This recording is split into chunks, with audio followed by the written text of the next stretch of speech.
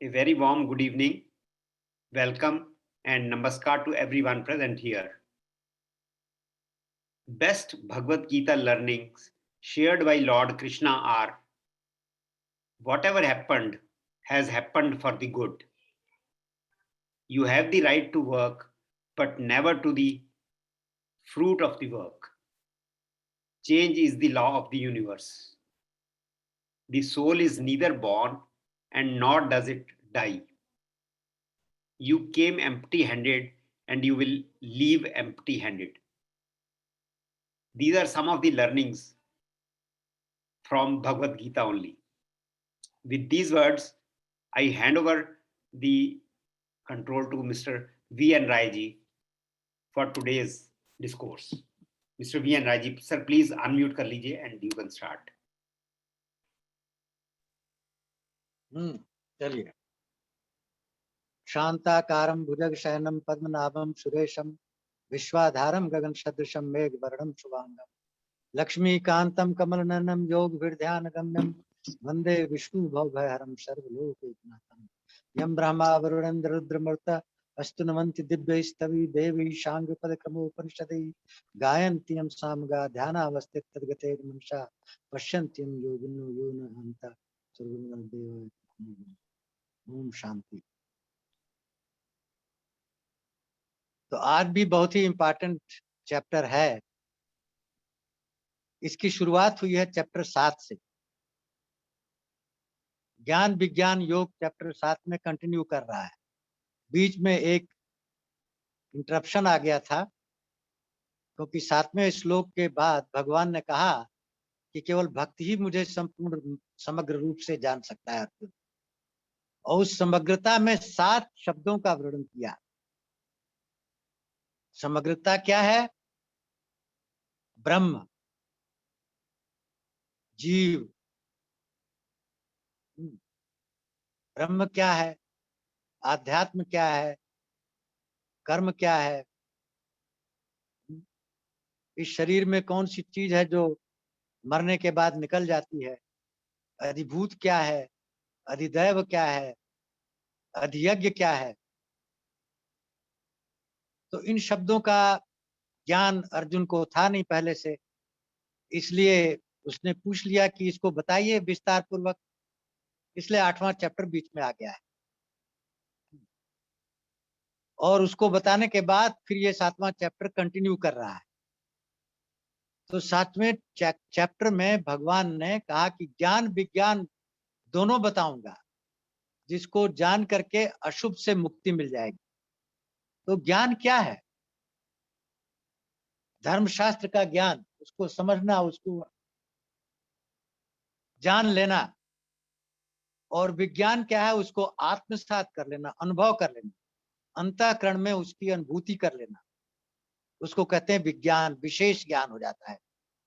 जब अंतःकरण की अनुभूति हो जाती है तो परमानेंट हो जाती है और चित्त में बैठ जाता है, फिर वो निकलता नहीं है। जैसे आप पढ़ते हैं ABCD, पहले टीचर से पढ़ लेते हैं, फिर जब आप उसको अंतःकरण में बैठा लेते हैं तो पूरी जिंदगी भूलता नहीं है वो। वही विज्ञान है। आप साइंस पढ़ते हैं, प्रयोगशाला में जाकर प्रयोग कर लेते हैं, ये साल्ट है कि एसिड है कि बेसिक है, और प्रयोग में आपको पता लग जाता है कि इस तरह से ये साल्ट है, तो फिर वो पक्का हो जाता है ज्ञान। तो भगवान ने ज्ञान विज्ञान दोनों की बात कही कि दोनों हम तुम्हें बताऊंगा, जिसको जान करके अशुभ से मुक्ति हो जाएगी तुम्हारी। अशुभ क्या है? मृत्यु और जन्म, यही अशुभ है। इससे तुम्हें छुटकारा मिल जाएगा। तो उन्होंने कहा हमारी 2 शक्तियां हैं, एक अपरा और एक परा, एक जड़ शक्ति, एक चेतन शक्ति। इन्हीं 2 शक्तियों से सारा विश्व बना है। इन्हीं 2 शक्तियों का फैलाव है विश्व में, और कुछ नहीं है। और ये दोनों शक्तियां मेरे से निकली और फिर ये सारा सृष्टि बन गया। तो इसका मतलब कि सृष्टि जो है वो भगवान का ही फैलाव है और कुछ नहीं है। और ये कहने के बाद कि सारी योनि इसी से बनती हैं, फिर थोड़ा सा उन्होंने हिंट दिया। इसके बारे में हिंट क्या दिया? वो आता है 7वें चैप्टर के 7 श्लोक से लेके 12 श्लोक तक। भगवान की दो शक्ति है, एक योग शक्ति है। योग शक्ति क्या है?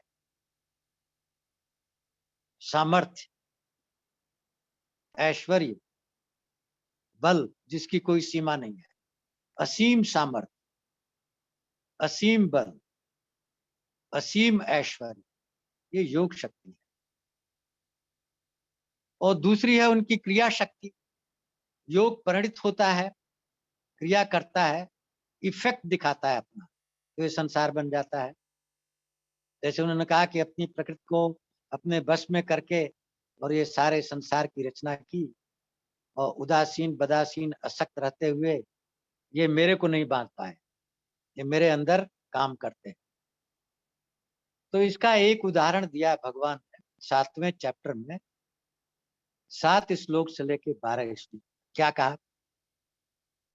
मत्ता परतरम, मत्ता परतरम, मत्ता माने मेरे अलावा, परतरम में अन्य कोई, ना अन्य कश्चित अस्ति धनंजय। धनंजय, मेरे अलावा और कोई चीज है ही नहीं, कोई नहीं है। मयि सर्वम इदम प्रोतम सूत्रे मणिगणायु, मेरे में ये सारा संसार, सारा विश्व ऐसे गुंथा हुआ है जैसे सूत में माला गुथी रहती है। इस तरह ये सारा संसार मेरे में गुथा हुआ। अगर सूत कहीं से टूट गया तो माला छिन्न भिन्न हो जाएगी। दैट्स मीन जहां ब्रह्म नहीं है वहां संसार रह नहीं सकता। संसार मतलब ब्रह्म है। तो कह रहा संसार में कोई भी चीज नहीं है जहां मैं न हूं, इसीलिए कहते हैं कण कण में भगवान है। कैसे उदाहरण दिया? सबसे पहली उत्पत्ति सृष्टि की जल में हुई, एक अमीबा बना। जल, जल तत्व पहले बना। तो रसो अयम अपसु कौन्तेय प्रभा अश्मि शशि सूर्य, वो कि जल का जो स्वाद है वो मैं हूं। इस पूर्ण स्वाद के ऊपर जल गुथा हुआ है, और प्रकाश के ऊपर चांद और सूर्य गुथे हुए हैं। प्रभव सर्व वेदेश, वेदों में जो ओमकार है उसी के ऊपर सारे वेद गुथे हुए हैं, ओम के ऊपर। शब्द खे, शब्द के ऊपर ये सारा आकाश गुथा हुआ है। पौरुषम नृपु, और पौरुष के ऊपर सारे राजे निपे हुए हैं।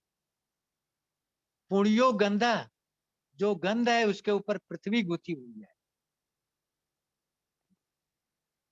तेजस अस्मि विभावशौ, तेज के ऊपर सारी अग्नि टिपी हुई है।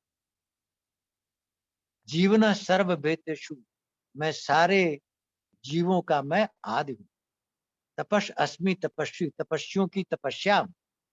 बीजम मां सर्वभूता नाम, सारे भूतों का बीज मैं हूं। बुद्धि बुद्धिमत्ता अस्मि, बुद्धिमानों की बुद्धि मैं हूं। तेजसे तेजसा, तेजस्वियों का तेज मैं हूं। बलम बलवंता अस्मि, बलवानों का बल मैं हूं। काम राग विवर्जिता, दो तरह के बल होते हैं। भगवान ने हमें एक शुद्ध विशुद्ध बल दिया है। इसको समझिए ठीक से, क्या है वो शुद्ध विशुद्ध बल? शुद्ध और विशुद्ध बल वो होता है जिससे शरीर हमारी चलती है,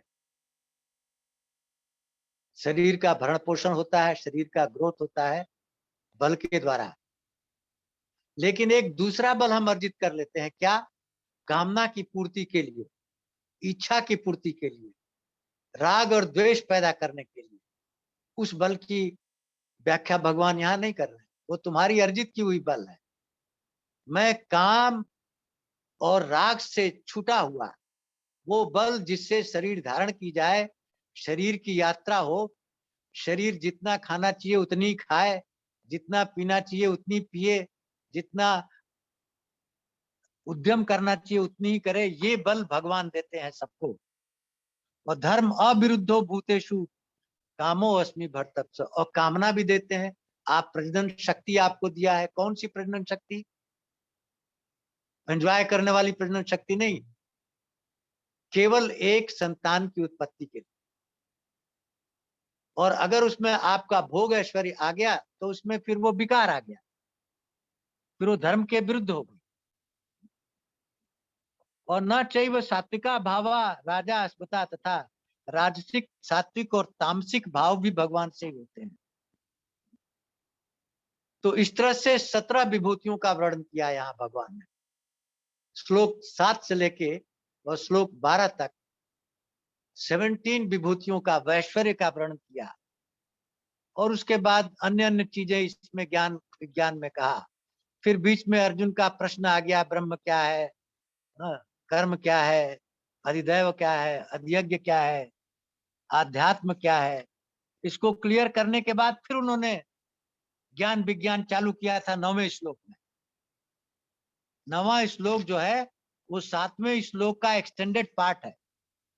बीच में वो 7वां आ गया था, 8वां आ गया था अर्जुन के कुछ प्रश्नों का उत्तर देने के लिए।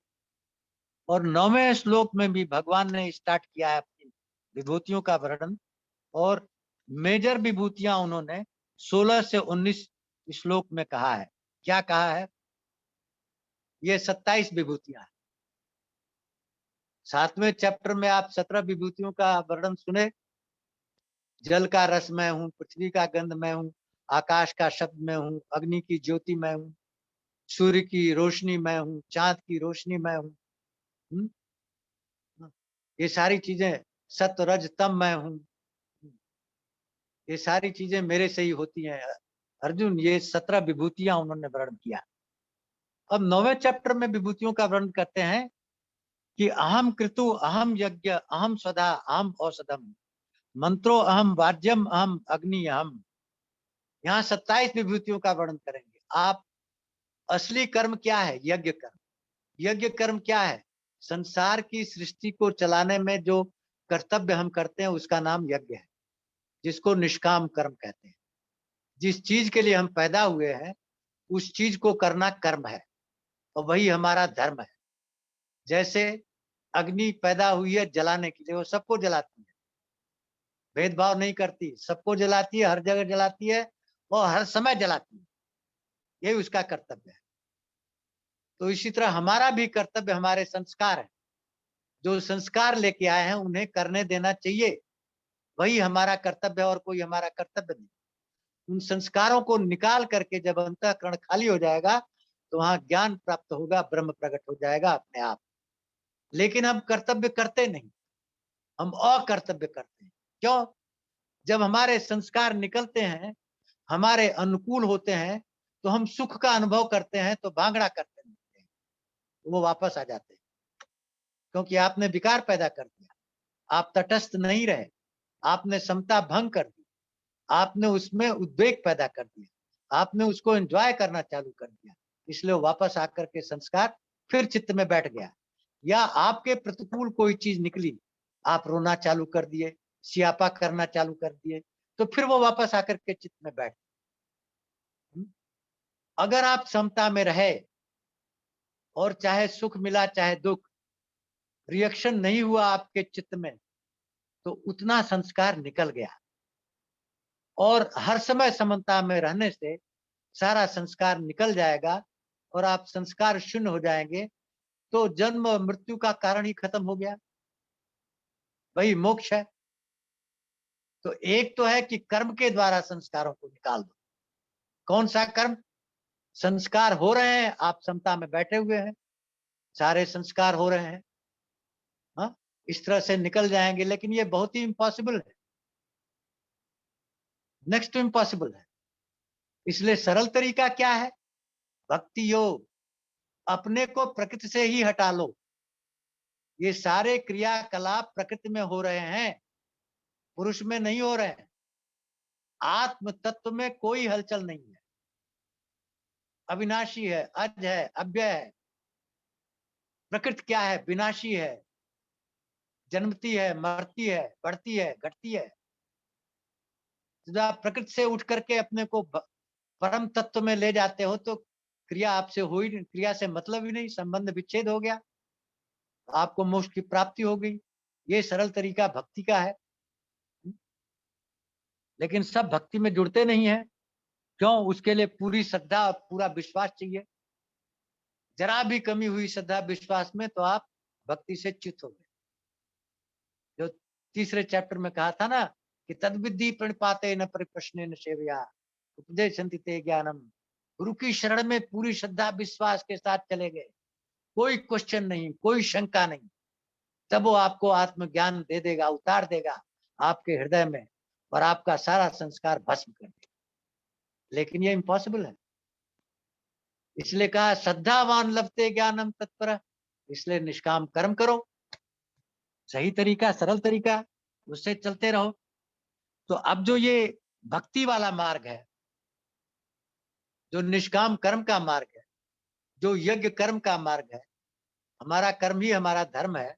उसमें जो यज्ञ करते हैं, जो सांसारिक यज्ञ करते हैं, उसमें हम क्या करते हैं? पदार्थ को जला देते हैं। यज्ञ में अग्नि में पदार्थ को जला देते हैं। आध्यात्मिक यज्ञ में क्या होता है? अपने पाप पुण्य कर्मों को जला देते हैं, अपने संस्कार को जला देते हैं, भस्म कर देते हैं। कैसे? समता रूपी अग्नि। तो यहाँ जो प्राकृतिक यज्ञ हो रहा है, भगवान कहते हैं उसकी क्रिया मैं हूं, वो यज्ञ भी मैं हूं। उसमें जो स्वधा डाल रहे हो, अन्न डाल रहे हो, जौ डाल रहे हो, सामग्री डाल रहे हो, वो मैं हूं। औषधम, जो आप मेडिसिन लेते हो अपने को ठीक करने के लिए, भगवान कहते हैं औषधि भी मैं हूं। मंत्रो अहम, जिस मंत्र के द्वारा आप उस डाले हुए हवन को पितरों तक पहुंचाते हो, वो मंत्र भी मैं हूं। और जिस अग्नि में डालते हो, वो अग्नि भी मैं हूं। पिता अहम मत्स्य जगतो माता धाता पिता मां, इस पूरे विश्व का पिता माता और भरण पोषण करने वाला और पितामह भी मैं हूं। वेद्यम ओमकार अस्मि, तीनों वेदों में जो ओम है वो भी मैं हूं। ओम के ऊपर ही तीनों वेद आश्रित हैं। जैसे स्वाद के ऊपर जल आश्रित है, गंध के ऊपर पृथ्वी आश्रित है, शब्द के ऊपर आकाश आश्रित है, तेज के ऊपर अग्नि आश्रित है, उसी तरह ओम के ऊपर सारे वेद आश्रित है। ओम के ऊपर ही सब। हाँ। और गतिर भरता पक्षु साक्षी निवास शरणम सुहितम, गति जो होती है वायु तत्व से, वो भी मैं हूं। भरण पोषण मैं करता हूं सबका, सबका प्रभु हूं। सबके क्रिया कर्मों का, पुण्य और पापों का हिसाब किताब रखने वाला विटनेस भी मैं हूं, साक्षी। सब मेरे अंदर निवास करते हैं। जैसे वायु के अंदर सारा, आकाश के अंदर वायु निवास करती है, उसी तरह सारा ब्रह्मांड ब्रह्म के अंदर निवास करता है। शरणम, जो मेरी शरण में आता है उसकी रक्षा करता हूँ। सुहितम, बिना कारण सबका भला करता हूँ। प्रभव प्रलय, उत्पत्ति करता हूँ, विनाश करता हूँ। स्थानम, निधानम, बीजम अव्यय, स्थान, सब चीजों का भंडार जिससे भरण पोषण होता है, सबको पैदा करने वाला बीज, ये भी मैं हूं। और क्या मैं हूं?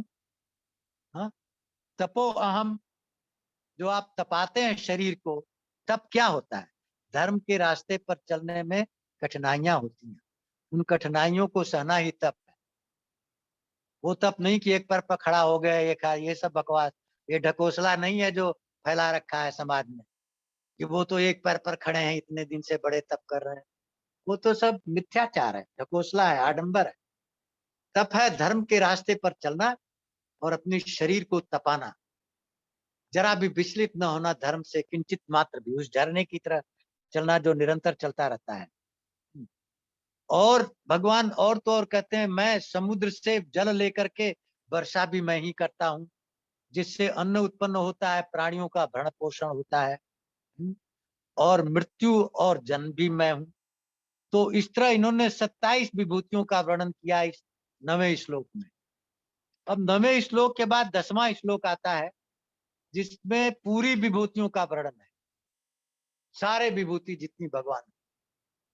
अभी तक आपने 17 विभूति 7वें श्लोक में देखी, 27 विभूतियां देखी 9वें श्लोक में, और यहाँ संक्षेप में 45 विभूतियां हैं 3 श्लोक में, 4, 5 और 6 श्लोक में।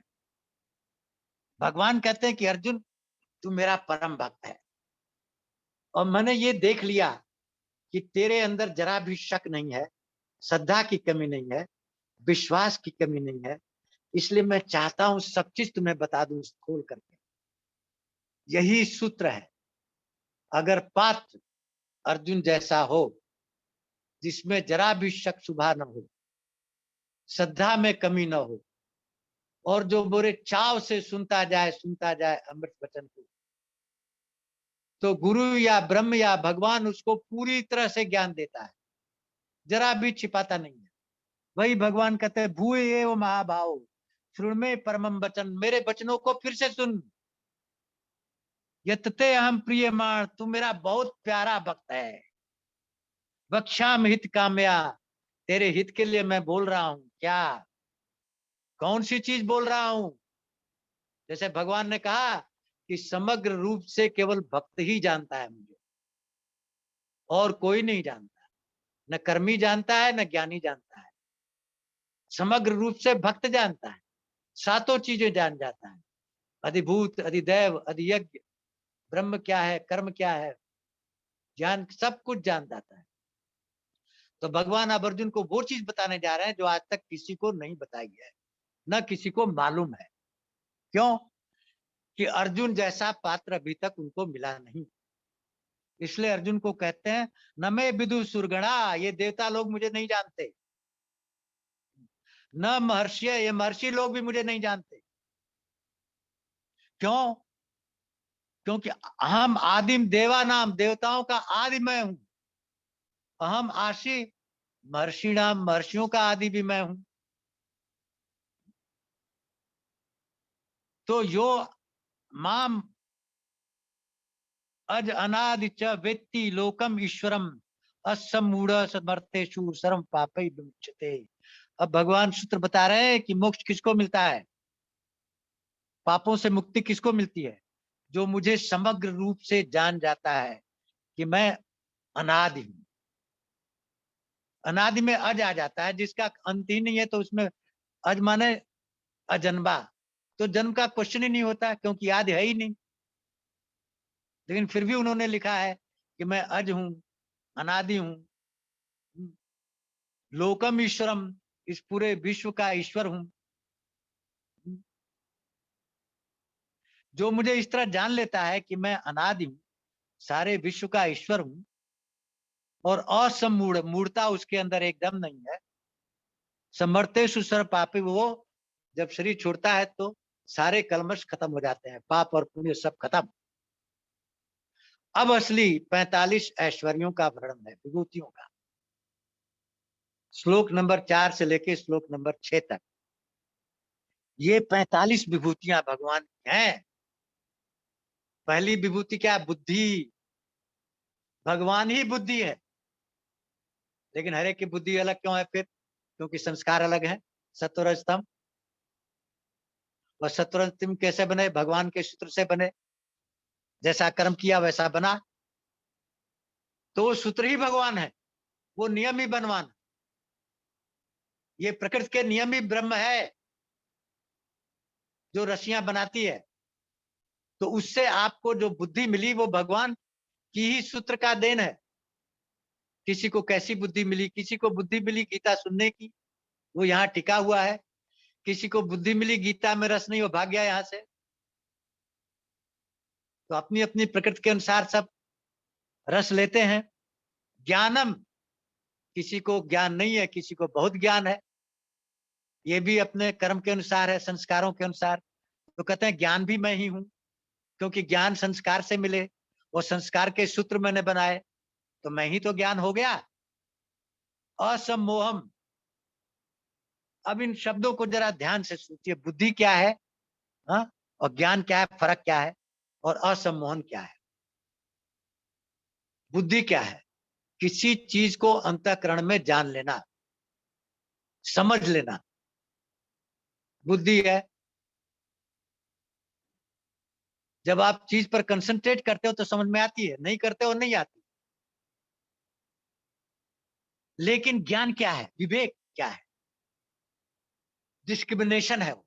एक समझ लेना है, और एक समझना क्या उचित है, क्या अनुचित है, क्या पाप है, क्या पुण्य है, क्या आत्म तत्व है, क्या अनात्म तत्व है, इसका विवेचन विवेक से होता है। और ये विवेक बुद्धि भगवान ने आपको दी है और किसी को दूसरों को नहीं दी है। इसलिए कहते हैं मोक्ष केवल मनुष्य योनि से मिलेगा। विवेक है यहाँ, डिस्क्रिमिनेशन है यहाँ। आप ध्यान लगा के, समाधि लगा करके प्राप्त कर सकते हो, आत्म और अनात्म का अनुभव कर सकते हो कि ये आत्म तत्व है, ये अनात्म तत्व है, ये आध्यात्म है, ये सांसारिक चीजें हैं। इसको कहते हैं विवेक। और बुद्धि का मतलब समझना, अंडरस्टैंडिंग। अंडरस्टैंड कर देना बुद्धि है और नीर कर देना विवेक है। असम्मोह क्या है? सम्मोहन क्या है? सम्मोहन होती है जब आपकी बुद्धि भ्रष्ट हो जाती है। सम्मोहन कैसे होती है?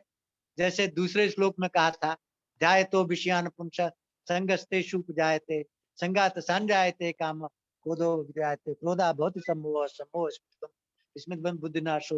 इंद्रियां अपने विषयों के पीछे दौड़ती हैं, दौड़ करके कामना उत्पन्न करती हैं, कामना की पूर्ति न होने से क्रोध होता है, क्रोध से सम्मोह होता है। सम्मोह क्या होता है? क्रोध में बह जाना, क्रोध में तैरना सम्मोहन है। ये राक्षसी प्रवृत्ति है। क्रोध में तैरना राक्षसी प्रवृत्ति है। आसुरी प्रवृत्ति है सेल्फिश काम करना, और राक्षसी प्रवृत्ति है सेल्फिश काम की पूर्ति न होने पर क्रोध करना और उसमें बह जाना। इसको कहते हैं सम्मोहन। हाँ, तो ये सम्मोहन भी मेरे से है अर्जुन। हाँ? राक्षसी प्रवृत्ति वालों को सम्मोहन करता हूं मैं। और क्षमा, क्षमा क्या है? कोई आदमी कोई गाली दे रहा है, अनुचित कर रहा है, आपके चित्त में रिएक्शन नहीं हो रहा है, उसको कहते हैं क्षमा। ये नहीं कि रिएक्शन हो रहा है और आप जबरदस्ती अपने को दबाए हुए हो, वो क्षमा नहीं है, वो तो फ्रॉड है। ये कब होगा? जब चित्त समता में होगा, जब चित्त की वृत्ति का निरोध होगा, तब क्षमा होगा। सत्यम, सत्य क्या है? जो चीज देखो, जो चीज सुनो, उसको साफ साफ कहना। मनसा वाचा कर्मणा में समन्वय ही सत्य है। वो हम नहीं रखते हैं, सोचते कुछ है, बोलते कुछ है, करते कुछ है, इसलिए हम सत्य का पालन नहीं करते हैं। ये सत्य है। दमा क्या है? इंद्रियों का निग्रह। इंद्रियां अपने विषयों के संबंध रखती हैं, उनसे संबंध विच्छेद करना दम है। हरदम 24 घंटे भगवान का नाम जपना, इंद्रियों से विच्छेद हो जाएगा, ये दम है। हाँ, समा मन का निग्रह। सुखम अनुकूल परिस्थिति को पाकर के खुश हो जाना, दुखम प्रतिकूल परिस्थिति को पाकर के दुखी हो जाना। भव अभव, पैदा होना विनाश होना, ये भी मैं हूं अर्जुन। भय अभय भी मैं हूं, डर और निडरता दोनों मैं हूं। अहिंसा भी मैं हूं। अहिंसा क्या है? मनसा वाचा कर्मसा से किसी में क्षोभ न पैदा करना, किसी में दुख न पैदा करना, किसी को उद्विग्नता न पैदा करना, किसी से आपको क्षोभ न हो, दुख न हो, ये होता है अहिंसा। समता क्या है? सुख दुखे समय कृत्वा लाभा लाभो जया जो, द्वंद्वों में समान रहना समता है।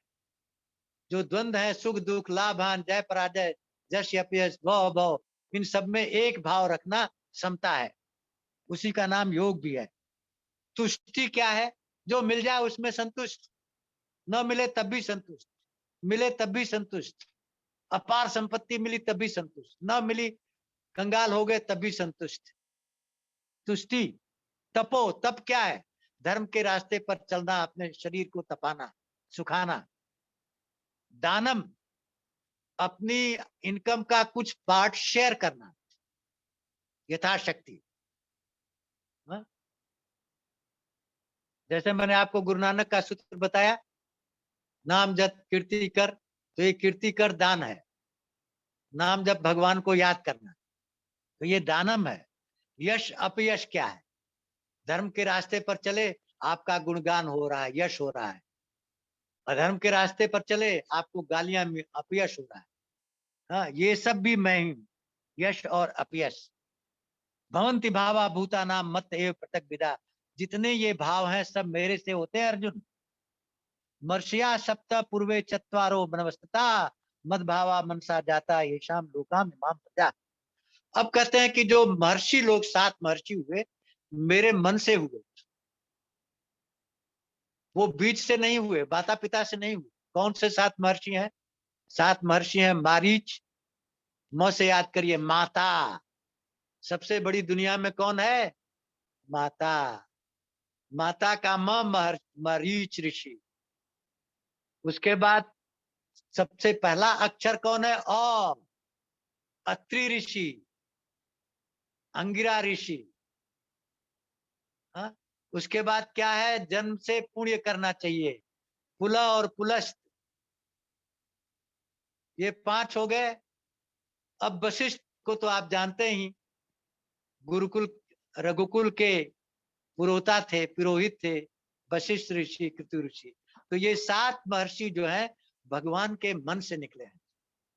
भगवान ने मन में कहा महर्षि निकले, महर्षि निकल गए। और उसके बाद भगवान ने सनक, सनंदन, सनत कुमार, ये 4 को पैदा किया था ब्रह्मा जी ने। सृष्टि के शुरू में ब्रह्मा जी ने 4 को पैदा करके बोला सृष्टि बनाओ, वो बन गए ब्रह्मचारी। ब्रह्मा जी कहे ये तो गड़बड़ हो गया, तो सृष्टि कैसे बनेगी? वो आज भी ब्रह्मचारी हैं 5 साल के। सनक, सनंदन, सनत कुमार, सनातन। तो ब्रह्मा जी ने फिर रुद्र को पैदा किया। रुद्र ने भूत पेश पिशाच गण सब बनाने लगे, तो ये भी गड़बड़ हो गया। फिर प्रजा कैसे बनेगी? सृष्टि का विस्तार कैसे हुआ? तो इन ऋषियों को पैदा किया, और हम लोग इन ऋषियों की संतान हैं। ये 7 ऋषियों की ये प्रजा है, इसलिए 7 गोत्र होते हैं। इसलिए सम गोत्र में शादी नहीं होती, वो आपके भाई बहन है। तो इन ऋषियों ने संसार की वृद्धि की। भगवान ने कहा ये मेरे मन से क्यों? भगवान ही ब्रह्म बने, ब्रह्मा, और ब्रह्मा के मन से ये बने, उनके तप से ये बने 7 ऋषि, सनक, सनंदन, सनत कुमार। और मनु पैदा हुए, 14 मनु। इनकी ये सारी संतान है। तो भगवान ने अपनी 45 विभूतियों का वर्णन कर दिया इन 3 श्लोकों में। उसके बाद भी भगवान अर्जुन को समझाना चाहते हैं जैसे एक साधारण मनुष्य को समझाया जाता है। किस तरह समझाया जाए? ताकि सभी लोग समझ लें कि भगवान की विभूति क्या है। तब आगे भगवान कहते हैं क्या कि ये इसको कहते हैं चतुष्ट श्लोकी, बहुत इंपॉर्टेंट है। 8, 9, 10, 11 4 श्लोक जो है ये बहुत ही इंपॉर्टेंट है, चतुष्ट श्लोकी। भगवान कहते हैं कि अहम सर्वस्व प्रभो मत्तः सर्वं प्रवर्तते इति मत्वा भजन्ते माम बुधा भाव समत्विता मच्चित्ता मदगत प्राणा बोधयन्त परस्पर कथयन्तश्च माम नित्यम तुष्यन्ति रमन्ति च तेषां सततयुक्तानां भस्तां प्रीतिपूर्वकं ददाम बुद्धि योगम तम येन मामुपयान्ति ते तेषां हम कर्ता अर्थम अहम अज्ञानजं तमम नाशय आत्मयशो ज्ञान दीपेन भावता। वाह, ये विभूतियों का वर्णन है। भगवान इस संसार को चलाते कैसे? तो इसको समझने के लिए आपको भगवान बता रहे हैं कि हम सर्वस्व प्रभो, मैं सबका प्रभव। प्रभव माने उत्पत्ति। जितनी चीजें इस विश्व में हैं, चर चराचर सचर, कण कण, वो सब भगवान ही है। भगवान ही कण बना है, भगवान ही धूल मिट्टी बना है, भगवान ही वायु बना है, भगवान ही आकाश बना है, भगवान ही तेज बना है, भगवान ही सब कुछ बना है। तो इसलिए भगवान क्या कह रहे हैं कि अहम सर्वस्व प्रभवः, मैं सबका उत्पादन का स्रोत हूं, मेरे से ही सब उत्पत्ति होती है।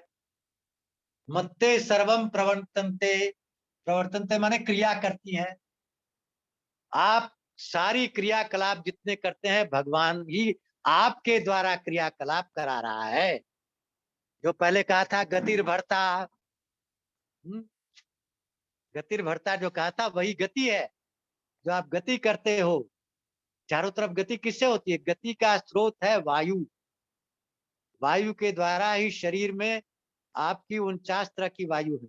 उससे भूख लगती है, उससे प्यास लगती है, उससे पेशाब निकलती है, उससे सब चीज निकलता है बाहर एक्सक्रीशन का। सारी चीजें ये आप समझिए क्या है, इंस्ट्रूमेंटेशन है। ये सारा इंस्ट्रूमेंटेशन जो कंट्रोल कर रहा है अंदर पूरे ब्रह्मांड को, भगवान कहते हैं आम सर्वस्व प्रभो मत्ते सर्वं प्रवर्तन्ते। ये सारा इंस्ट्रूमेंटेशन मैं ही हूं अर्जुन। सारी प्रवृत्ति जो कर रहे हैं, गति जो कर रहे हैं, ये मैं ही हूं। इति मत्वा भजन्ते माम, ऐसा जान करके मेरी शुद्ध भक्ति जो करता है, हाँ, बुधा भाव समन्विता, और जो समता में रहता है वो बुद्धिमान भी है और पंडित भी है। अब बुद्धिमान और पंडित में फर्क क्या है? जिसके पास पांडा बुद्धि होती है उसको पंडित करते हैं, जिसके पास शुद्ध बुद्धि होती है उसको बुद्धिमान कहते हैं। अब दोनों में फर्क क्या है? बुद्धि जो है अंतःकरण की क्रिया है जिसके द्वारा आप चीजों को समझ जाते हैं, अंडरस्टैंड कर जाते हैं। और पांडा बुद्धि क्या है? वही विवेक, क्षीर नीर करने वाली। आत्म तत्व क्या है? अनात्म तत्व क्या है? आत्मा क्या है? परमात्मा क्या है? शरीर क्या है? जगत क्या है? तत्व क्या है? ये जो ये जान लेता है कि मैं ही सबका कारण हूं, उत्पत्ति और विनाश का कारण मैं हूं, वही बुद्धिमान है। और वो जानता कौन है? कहते हैं ये कौन बनेगा? पंडित कौन बनेगा? बुद्धिमान कौन बनेगा? अगले श्लोक में, मत चित्ता, जिसका चित्त मेरे में होगा। हमारा चित्त तो संसार में रहता है 24 घंटे, और भगवान कहता है उसका चित्त मेरे में रहता है, संसार में रहता ही नहीं उसका चित्त। तो संसार से संबंध विच्छेद कर लिया जिसने, हाँ, उसका चित्त भगवान में चला गया। मत चित्ता, मदगत प्राणा, प्राण से ही तो जीवन है, वो प्राण भी भगवान को दे दिया। जब मनुष्य प्राण देने के लिए तैयार हो जाता है तब भगवान आते हैं। रामायण में प्रसंग आता है केवट का। केवट भगवान जी से कहता है कि जब तक न पांव पखारी हूं पर तीर मारो लक्ष्मण। कहते हैं लक्ष्मण जी तीर मार दे मेरी प्राण चली जाए, लेकिन बिना पैर धोए आपको पार नहीं उतारूंगा। ये है कि प्राण दे रहा है, प्राण चला जाए तो यही कह रहे हैं कि भक्त मेरे को प्राण दे देता है, चित्त दे देता है, और क्या करता है भक्त? बोधयंता परस्पर, एक दूसरे से मेरी ऐश्वर्य, मेरी लीला, मेरे गुणगान का शास्त्रार्थ करता है, सुनता है और सुनाता है।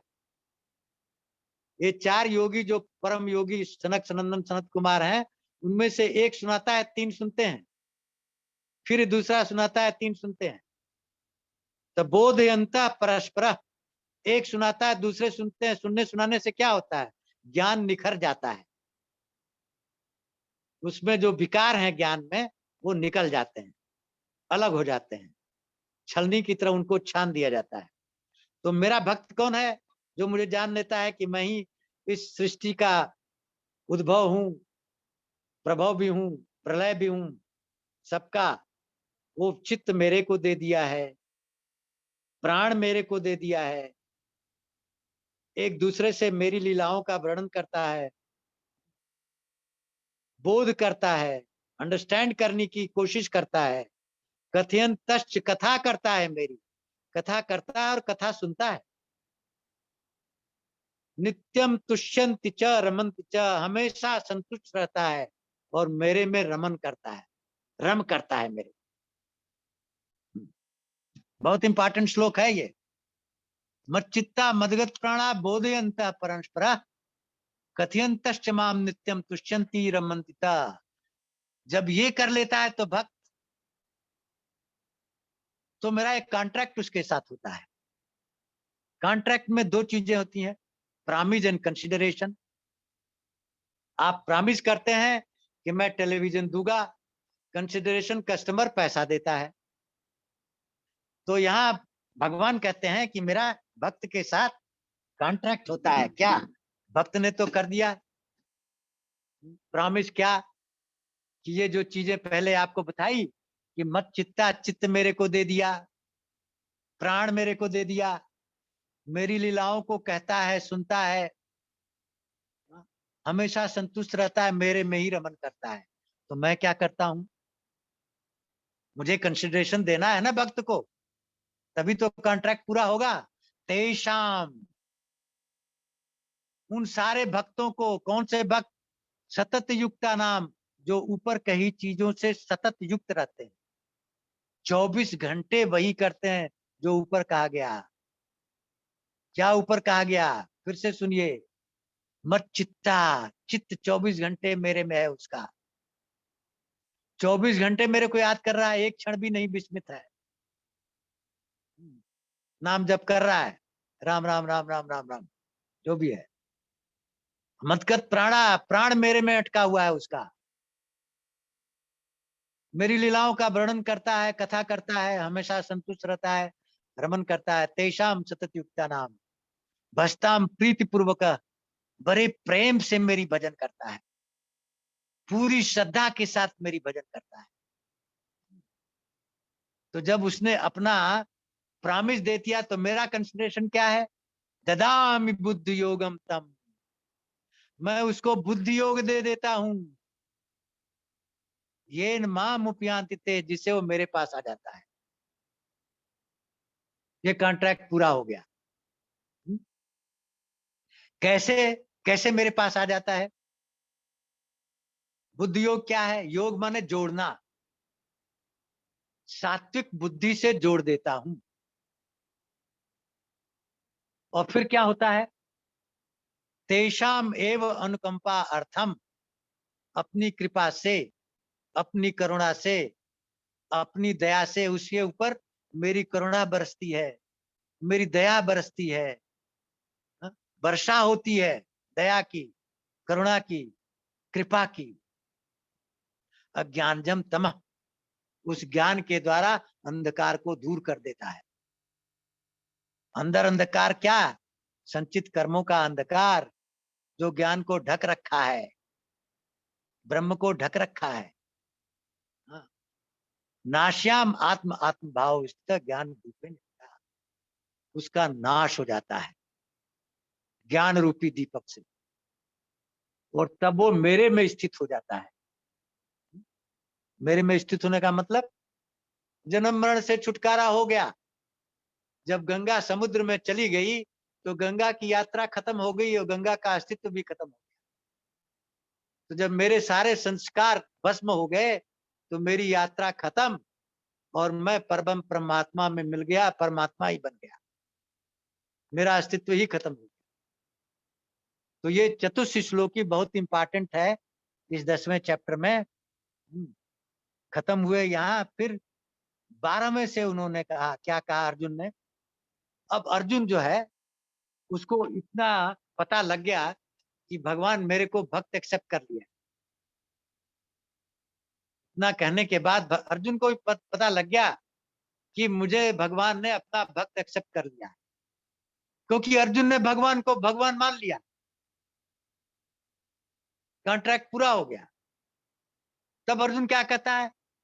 परम ब्रह्म, आप परम ब्रह्म हो। एक ब्रह्म है, दूसरा परम है, परम सुपरलेटिव डिग्री, ब्रह्म का भी ब्रह्म।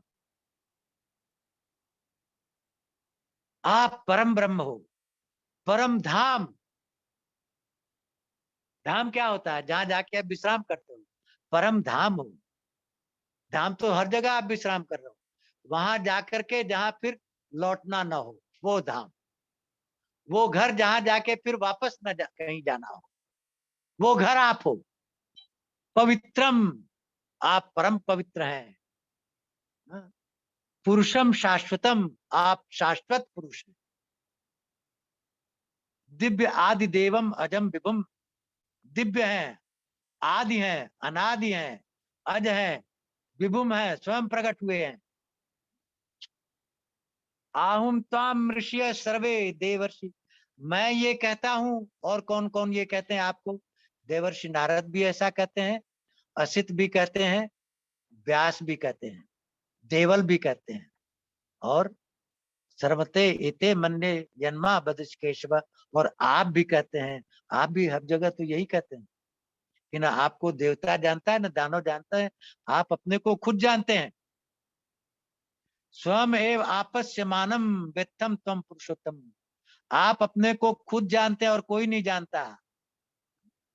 हा? तब अब एक रिक्वेस्ट करता है अर्जुन, क्या कहता है, सुनना चाहता है। कहता है कि आपके अमृतमय वचन सुन करके मेरा हृदय कभी भरता नहीं है, अघाता नहीं, ऐसा लगता है सुनता ही रहूं, सुनता ही रहूं, सुनता ही रहूं, ये वार्तालाप आपका कभी बंद ना हो। तो वर्तुम शेषेण दिव्या आत्म विभूतिया यामिम विभूति लोकान दित्वा व्याप्त, जिन विभूतियों से व्याप्त होकर के सारे विश्व में आप फैले हुए, can you tell me that? कथम विद्या हम योगिनाम त्वाम सदा पर चिंतन, हे महायोगी, किस विद्या के द्वारा निरंतर मैं आपका चिंतन करूं? केशु केशु स्वभाव, किन किन भावों से आपका चिंतन करूं? भगवान विस्तार पूर्वक अपनी विभूतियों का वर्णन करिए, जिसको करने में सक्षम आप ही हैं, और कोई बता नहीं सकता। तो इस तरह से भगवान ने अपनी 49 विभूतियों का वर्णन किया है, जिसका वर्णन रवि माथुर ने ऑलरेडी आप सबको दे दिया है। जीएससी में उन्होंने पहले ही डाल दिया है, वो आप वहां देख भी चुके होंगे कि कौन कौन सी विभूतियां हैं। तो भगवान ने कहा विभूतियों का तो अंत नहीं है अर्जुन, समय कम पड़ जाएगा, इसलिए प्रधान विभूतियों को मैं कहूंगा, मुख्य मुख्य विभूतियों का वर्णन कहूंगा। पहली विभूति क्या है? अहम आत्मा गुडाकेश सर्वभूत आशय स्थिति, सारे प्राणियों के अंतःकरण में मैं स्थित हूं, कण कण में हूं। हम आदिश्च मध्यश्च भूतानाम अंत, हर के कण कण का आदि मैं हूं, मध्य मैं हूं, अंत मैं हूं। ये तो सबसे बड़ी विभूति होगी कि कहीं है ही नहीं जहां मैं ना हूं। तो सब इदम सर्वम ब्रह्मम, शंकराचार्य।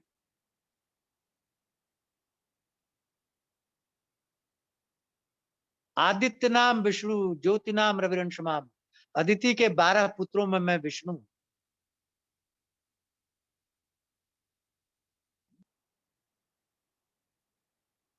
कश्यप ऋषि की अदिति, और अदिति से जो संतानें हुई, अदिति से 12 हुए, उसमें विष्णु भगवान है, और अदिति से प्रहलाद। ज्योतिषाम रविरंशमान, और सूर्य की ज्योति मैं हूं। और उन 49 जो वायु के कैटेगरी है, उसमें मरीचि मैं हूं, नक्षत्रों में चांद मैं हूं। वेदा नाम साम वेदो अश्मि, 3 वेद है, ऋग्वेद, सामवेद, अथर्ववेद। ऋग्वेद ज्ञान का द्योतक है, और सामवेद भक्ति का द्योतक है। उसमें सारी वंदनाएं हैं, गाया जाता है सामवेद को, ऋषि मुनि गाते हैं सामवेद में, और ऋग्वेद में सारा ज्ञान की उत्पत्ति है। यजुर्वेद में तंत्र है, कर्म है। तो कहते हैं वेदों में, तीनों वेदों में मैं साम वेद हूं, मतलब भक्ति का सूचक। भगवान कह रहे हैं भक्ति से ही मैं पाया जाऊंगा समग्र रूप से। देवा नाम अस्मि वासव, देवताओं का देवता इंद्र। इंद्रियाणाम मनशक्ति, इंद्रियों का मालिक मैं हूं। और जीवधारियों की चेतना मैं हूं। 11 रुद्रों में शंकर मैं हूं।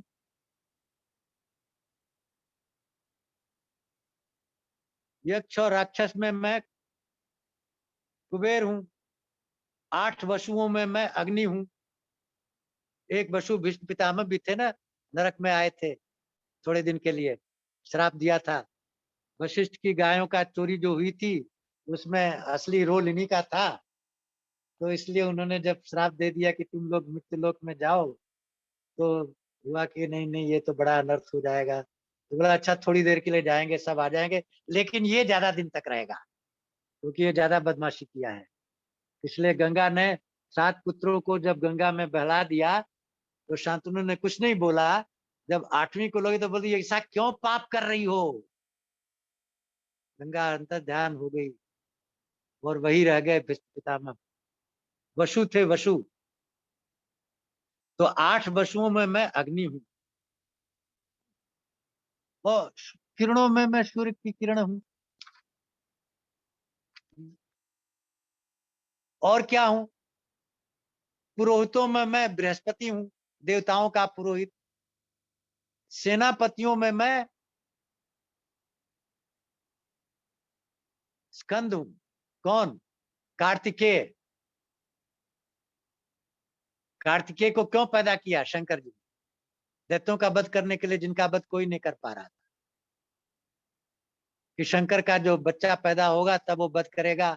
तो सारे देवताओं ने वंदना की शंकर जी से। सनक सनंदन सनत कुमार आए कि आप शादी कर लो। तो उन्होंने कहा नहीं, जा करके उसकी परीक्षा लो कि सच में मेरे को चाहती हो। लोग जाके बोले अरे इतना बढ़िया वर लाए हैं तुम्हारे लिए, क्या भूतवे के पास जा रही हो? पार्वती ने कहा नहीं, अब तो मैंने ये शरीर दे दिया है भूतवा को, अब मिलेगा तो भूतवा ही, नहीं तो मैं कुंवारी रहूंगी। आके सुनाया कि वो तो कहती है कि तुम्हारे अलावा कुंवारी रहेगी। तब फिर से शादी करते हैं और कार्तिकेय पैदा होते हैं। हाँ, जलाशयों में मैं सागर हूँ, महर्षियों में भृगु ऋषि हूँ। भृगु कौन है? भृगु से कहा गया कि आप जाकर के परीक्षा लो, ब्रह्मा विष्णु महेश में सबसे बड़ा कौन है? तो परीक्षा में जब वो विष्णु के पास गए तो ये लेटे हुए थे, इनको एक लात मारा और उठ करके इन्होंने पैर पकड़ लिया। अरे मुनि आपके पैर में चोट लग गई, मेरा वक्षस्थल तो बहुत वज्र के समान है और पैर तो आपका इतना कोमल है। जाके उन्होंने रिपोर्ट दी, यही है सबसे बड़ा, तीनों में बड़ा यही है। और उनका निशान आप भी है छाती पर। अक्षरों में मैं ओमकार हूँ, यज्ञों में मैं जप यज्ञ हूँ। देखो जप का कितना महत्व है। आप जप क्या करिए, भगवान राम राम राम राम राम, 24 घंटे राम राम करते रहिए, सबसे बड़ा यज्ञ है। और स्थिर रहने वाली चीजों में मैं हिमालय हूँ। वृक्षों में मैं पीपल का वृक्ष हूँ जो 24 घंटे ऑक्सीजन देता है।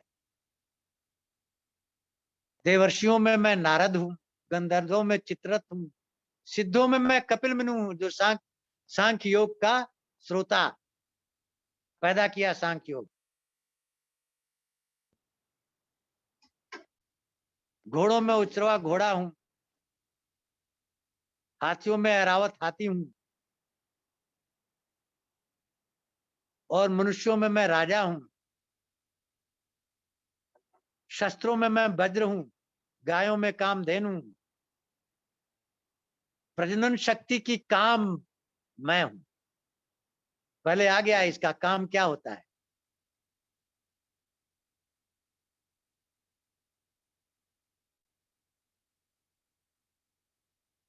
अधर्म विरुद्धो सम्मूढ़ा काम होता है।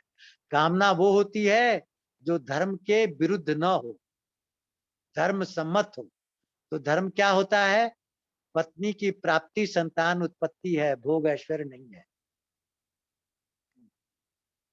वो काम वासना मेरी ही है जिसको तुम दुरुपयोग करते हो भोग के लिए। लेकिन मैंने दिया था संतान उत्पत्ति के लिए, केवल केवल और केवल तुमने उसका दुरुपयोग किया। सांपों में मैं वासुकी, जिनकी रस्सी बनाई गई थी समुद्र मंथन में। नागों में शेष नाग, जलचरों का देवता वरुण मैं हूँ, पितरों का आर्यमा मैं हूँ, दैत्यों का प्रहलाद मैं हूँ, काल का समय की गणना करने वाला जानवरों में मृग मैं हूं, पक्षियों में गरुड़ मैं हूं,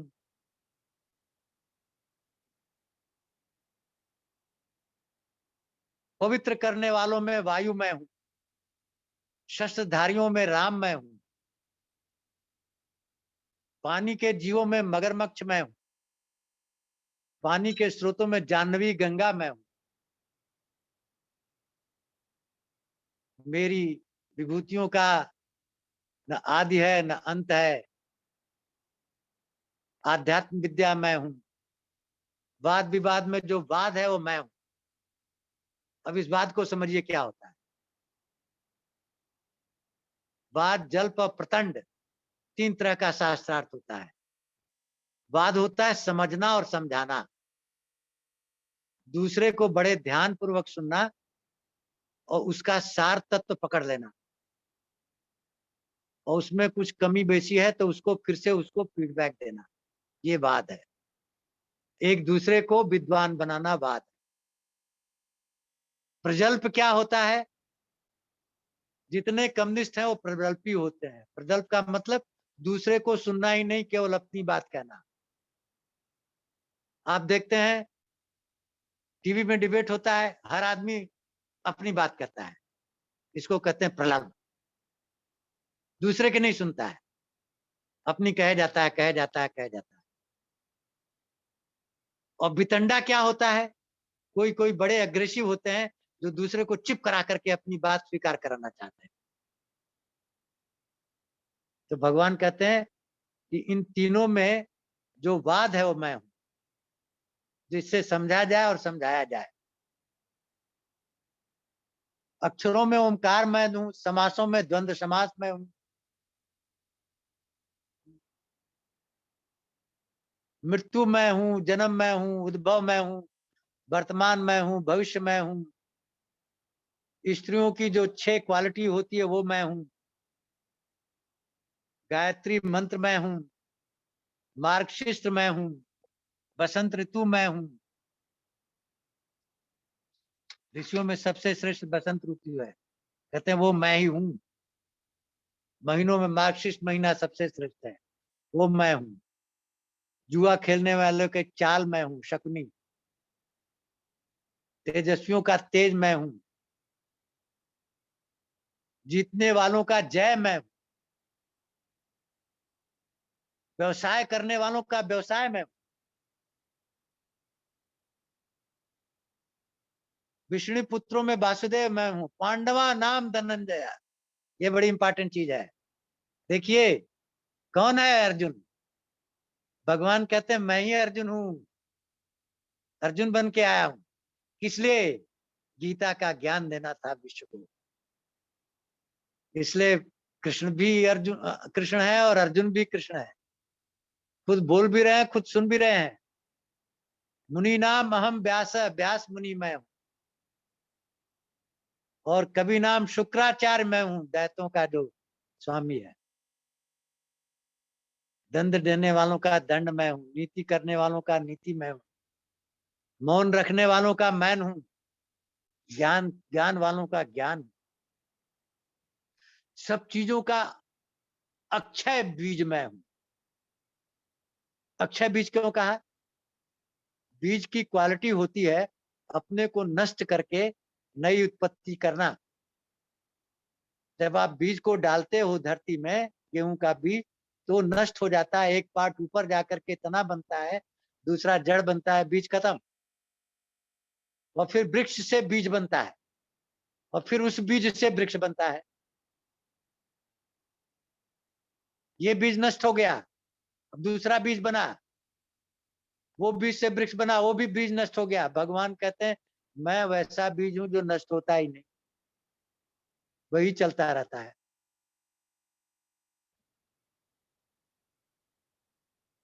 ना अंतो अस्मि मम दिव्या नाम विभूतियां, मेरी विभूतियों का अंत नहीं है अर्जुन। इसलिए संक्षेप में मैंने तुमको कुछ बताया, और सारांश में कह दिया कि जो चीज ग्लोरियस दिखाई दे विश्व में, प्रॉस्परस दिखाई दे विश्व में, स्ट्रांग दिखाई दे विश्व में, समझना वो मैं ही हूं, मेरे अलावा कुछ नहीं है। तो इस तरह विभूति योग का यहाँ समापन हुआ। प्रभु श्रीनगर की जय सब काजा, हृदय राखी कौशलपुर राजा, गरल सुधारि पुकरै मिताई, गोपद सिंधु अनल शीतलाई, गरुण सुमेर रेणु समताई, राम कृपा कर चितवा जाई। ये भी एक कॉन्ट्रैक्ट है। क्या है? प्रामिज ऑफ कंसिडरेशन। भगवान का जप करेंगे तो भगवान क्या करेंगे? अचंभा की चीज कर देंगे।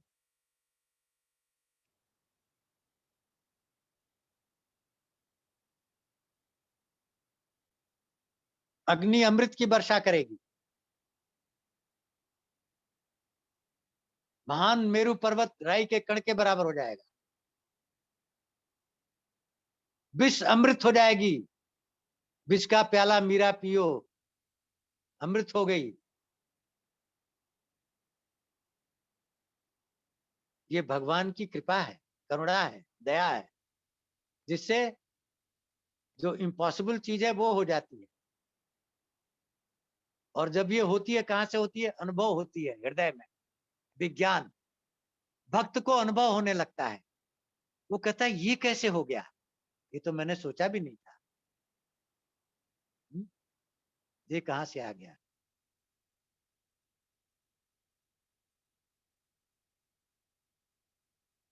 तो इस तरह से दीक्षित जी का ऐलान बज गया और ये यहाँ खत्म होता है, समापन होता है। अगर आप लोगों का कोई प्रश्न है तो शास्त्रार्थ होगा।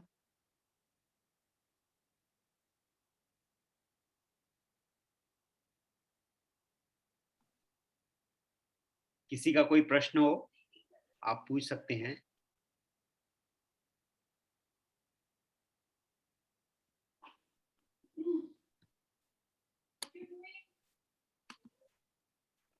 एक बात सोचने की है राय साहब कि भगवान ने जो भी चीज है उसमें सबसे अच्छी चीज बताई कि इसमें मैं हूँ। तो भगवान तो कण कण में है, जो अच्छी और बुरी सब चीजों में भगवान होनी चाहिए। तो आप सुने नहीं ना ध्यान से? सुने तो है। नहीं सुने, नहीं सुने, नहीं। नहीं सुने। अगर सुने होते तो ये प्रश्न नहीं करते, क्योंकि आपने आखिरी सुन लिया, पहले वाला सुना नहीं। आखिरी आपने सुन लिया, पहले वाला सुना नहीं। पहले क्या कहा था? आपको 49 विभूतियों का वर्णन मैंने पहले किया था। 17 7वें चैप्टर में, 27 9वें चैप्टर में और 45 10वें चैप्टर के 4 से 6 श्लोक। उसमें क्या कहा है? उसमें कहा है कण कण में मैं हूं। कोई चीज नहीं जो अगर मेरा स्थान नहीं है तो वो चीज है ही नहीं। जहां भगवान नहीं है वो चीज एग्जिस्ट करती ही नहीं।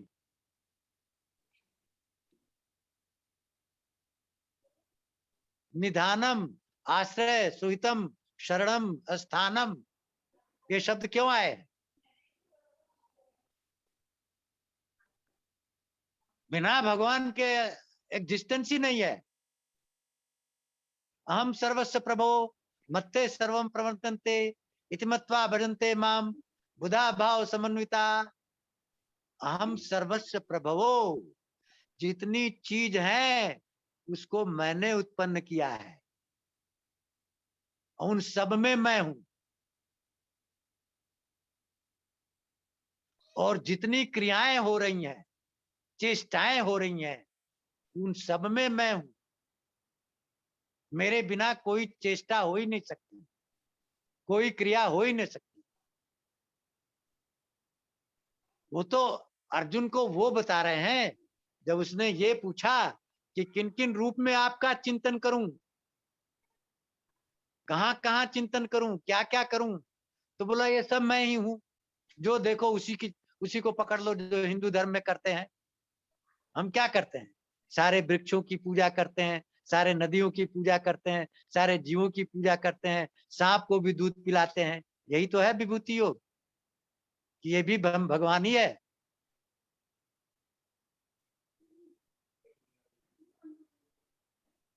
तो पहले ही कह दिया कि हम सर्वस्य प्रभो मत्ते सर्वम प्रवर्तन्ते इति मत्वा भजन्ते माम बुधा भाव समन्विता।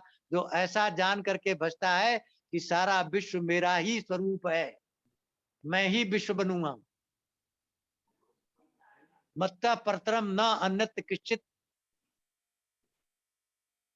मत्ता परतर, मेरे अलावा न अन्य कश्चित अस्ति धनंजय, कोई चीज है ही नहीं धनंजय।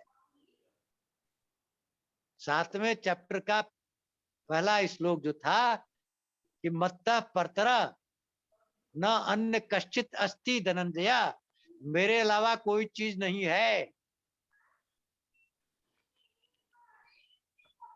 मई सर्वम इदम प्रोत्तम सूते मड़गड़ा इव, ये सारा विश्व मेरे से वैसे ही गुथा हुआ होता है जैसे सूत में मड़ियां होती हैं।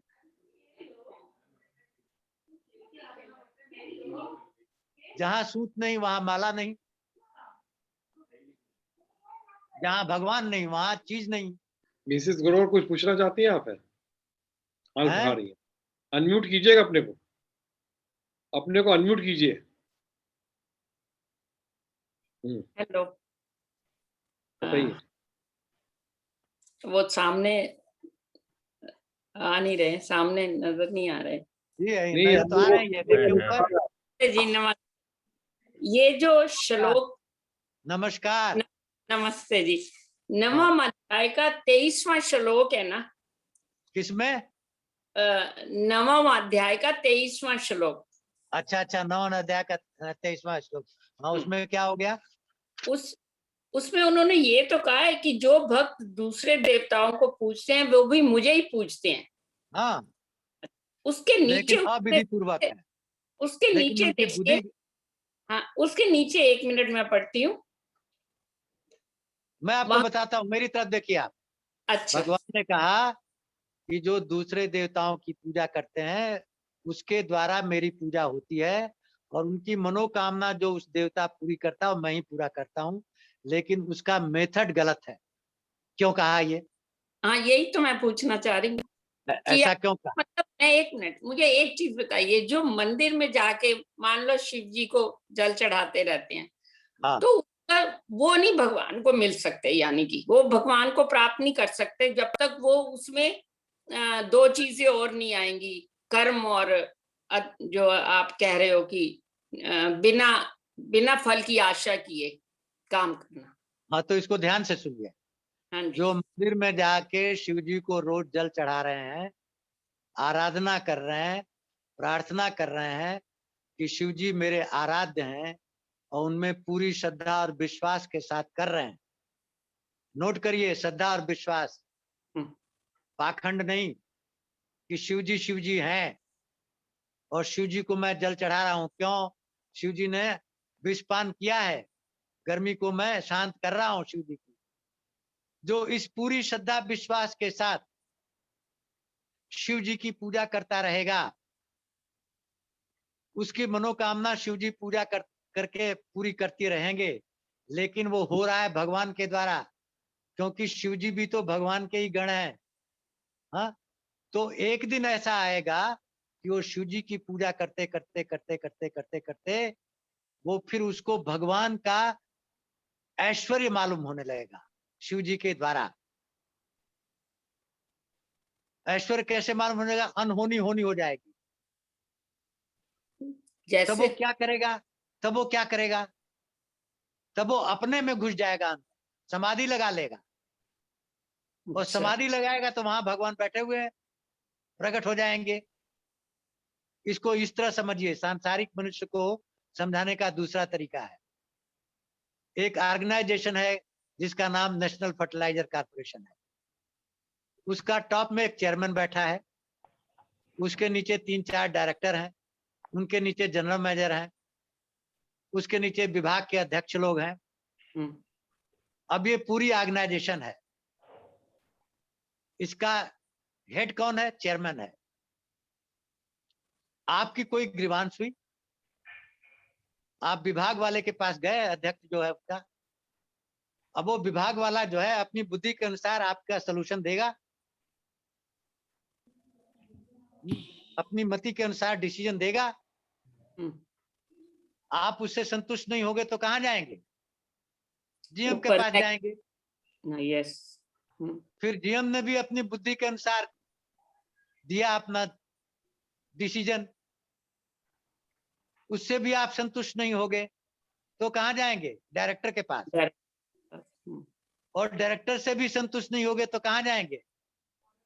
चेयरमैन। मालिक, कंपनी का मालिक चेयरमैन।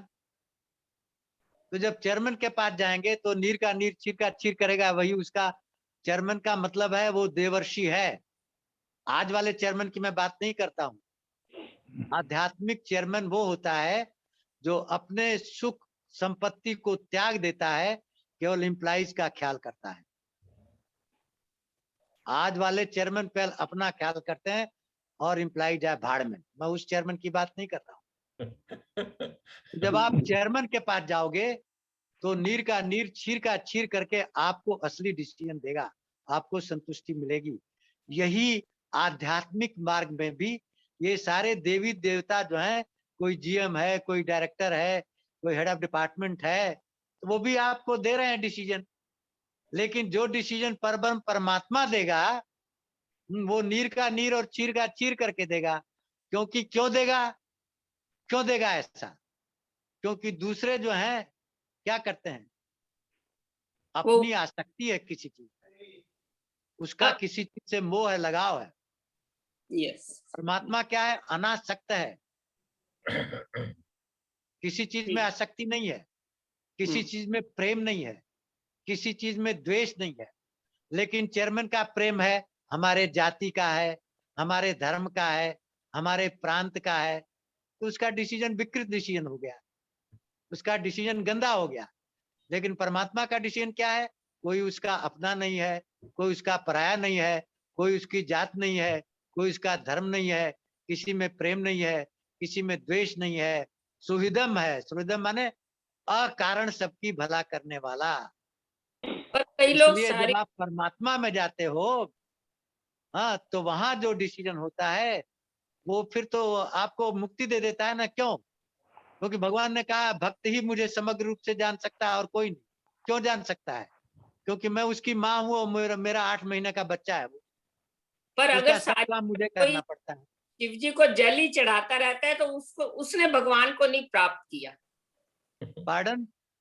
अगर कोई समझे? सारी देवता की पूजा करता रहता है करते तो करते उसने भगवान के पास पहुंच प्राप्त- गया, वो अंत में भगवान के पास पहुंच जाएगा। क्यों? पूजा करते करते आपका चित्त निर्मल होता जाएगा। जैसे जैसे निर्मल होता जाएगा, आपके पाप और पुण्य निकलते जाएंगे, खाली होता जाएगा, तो अंदर से एक झलक आएगी, एक सपने में, सोने में एक झलक आएगी, दर्शन दिए देगा भगवान। फिर आप उठ के बैठ जाएंगे। उठ के बैठ जाएंगे तो आपकी समझ में आ गया कि अरे मैं कहाँ जा रहा था, ये तो अंदर है, मैं तो बाहर जल चढ़ा रहा था, अंदर जल चढ़ाओ। राइट। हाँ, थैंक यू।